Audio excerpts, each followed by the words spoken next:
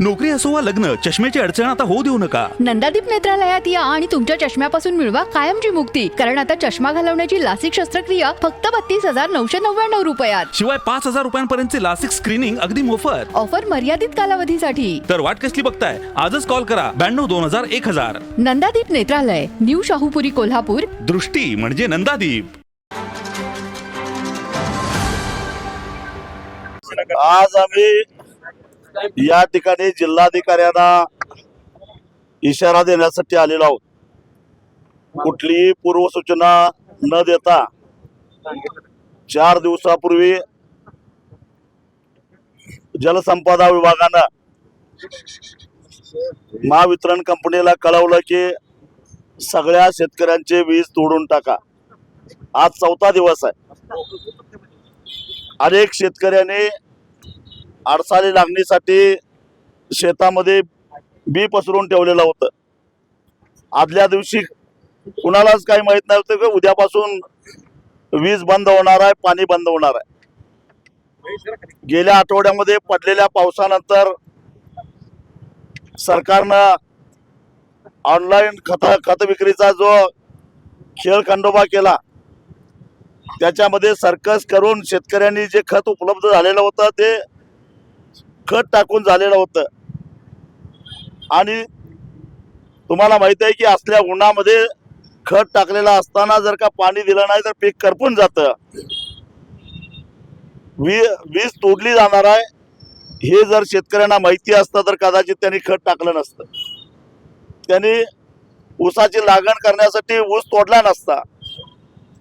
परंतु कसलीही पूर्वसूचना न देता एखादा फतवा काढावा, त्या पद्धतीनं उद्या सकाळपासून वीज बंद अशा प्रकारचा फतवा काढला गेला. गेले 4 दिवस शेतकऱ्याच्या शेतामध्ये हा लागण करण्यासाठी पसरून टाकलेला ऊस वाळत चाललेला आहे. त्याचबरोबर जे खत टाकलेलं आहे ते खत या प्रचंड असे कडाक्याच्या उन्हामध्ये वाया चाललेला आहे. बाष्पीभवन त्याचं व्हायला लागलेलं आहे. पिकाला चरखा बसायला लागलेला आहे. हे करण्याचा यांना अधिकार कोणी दिला, एवढंच आमचं म्हणणं आहे. हा जाब विचारायला आम्ही आलेलो आहोत. अल निनोमुळे पाऊस लांबणार आहे हे का अचानक घडलेला नाही. जो काही उपलब्ध पाण्याचा साठा आहे त्याचं नियोजन खरं तर यांनी 15 मे पासूनच थोडं करायला पाहिजे होतं. त्या पद्धतीनं नियोजन करायला पाहिजे होतं.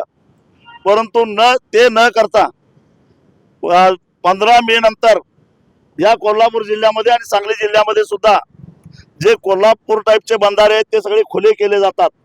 कारण केव्हाही मान्सून येऊ शकतो आणि मान्सून आल्यानंतर पुराचं पाणी आलं तर त्याला अडथळा नको म्हणून सगळे बर्गे काढले जातात. त्या पद्धतीनं आता जे काही बर्गे घातले आहेत ते कुचकामी स्वरूपात घातले आहेत, तात्पुरत्या स्वरूपात घातले आहेत. त्याच्यामध्ये लिकेज चालू आहे आणि हे सारं पाणी खाली कर्नाटकामध्ये वाहून चाललेलं आहे. आज अगदी अशी राज्यातल्या इतर जिल्ह्यासारखी स्थिती सांगली कोल्हापूरमध्ये नाही आहे. विशेषतः कृष्णा आणि तिच्या उपनद्यामध्ये नाही आहे, हे लक्षात घ्या. कारण माझ्याकडं मुख्य अधीक्षक अभियंता कोल्हापूर पाटबंधारे मंडळ यांनी मुख्य अभियंता जलसंपदा विभाग पुणे यांना लिहिलेल्या पत्राची कॉपी आहे. 17 तारखेला त्यांनी पत्र लिहिलं आहे आणि ते असं म्हणतात की उपलब्ध पाण्याचा साठ्याचा जर योग्य पद्धतीनं वाटप केलं, त्यातला शेवटचे त्यांचा ओळच मी वाचून दाखवतो.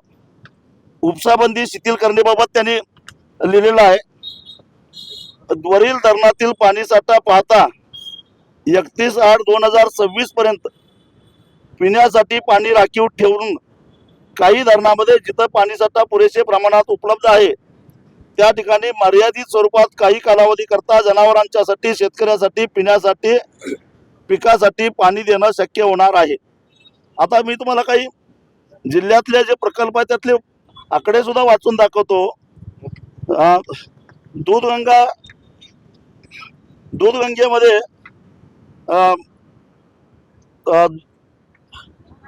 त्याच्यामध्ये हा. दूधगंगा सोडले तर सगळ्याच धरणात पाणी पाणी आहे. नाही 31 ऑगस्टला वाटप करून सुद्धा तेच सांगतो मी, वारणेमध्ये 0.75 टीएमचे पाणी शिल्लक राहतं 31 ऑगस्ट नंतर. राधानगरीमध्ये 0.238 टीएमचे पाणी शिल्लक राहते शेतीला देऊन. असा हा अहवाल माझा नाही, पाटबंधारे विभागाचा अहवाल आहे. मग पाण्याची कपात कशासाठी? आम्ही जलसंपदा विभागाला, सरकारला सहकार्य करायला तयार आहोत. आम्ही असं नाही म्हटलं की पिण्याचं पाणी तोडा आणि शेतीला द्या, परंतु पिण्याचं पाणी राखीव ठेवून सुद्धा जे आता पिकं उपलब्ध आहे, उभे आहेत, ती वाचवणं शक्य आहे. त्यासाठी जर नियोजन करायचं असेल तर शेतकऱ्यांना विश्वासात घ्या. दररोज 8 तासाच्या ऐवजी 6 तास करा, 5 तास करा. आणि कारण कोल्हापूर जिल्ह्यामध्ये दूध उत्पादक शेतकऱ्यांच्या गोट्या आहेत आणि त्यांना पाणी घ्यावं लागतं, जनावरांना पाणी द्यावं लागतं. जर तुम्ही पूर्णपणे लाईट बंद केली तर जनावरांनी पाण्यासाठी काय करायचं? तेव्हा हे सारे प्रश्न न लक्षात घेता एकतर्फी जी काही कपात केलेली आहे, बरं एवढं करून पाण्याची बचत व्हायला लागली काय? 2च दिवसापूर्वी मी राजापूरच्या बंधाऱ्यावर गेलो होतो. राजापूरचा बंधारा कोल्हापूर जिल्ह्यातला कृष्णेवरचा शेवटचा बंधारा, त्याच्यानंतर ते पाणी कर्नाटकात वाहून जातं. आता या क्षणी तिथनं 125 क्युसेक पाणी वाहून जायला लागलं आहे. म्हणजे एका बाजूला तुम्ही शेतकऱ्याला पाणी उपसा करून देत नाही आणि दुसऱ्या बाजूला कर्नाटकचं त्यांच्या हक्काचं पाणी दिलेलं आहे. आता आपण देणं लागत नाही, किमान कृष्णेमधून तरी देणं लागत नाही.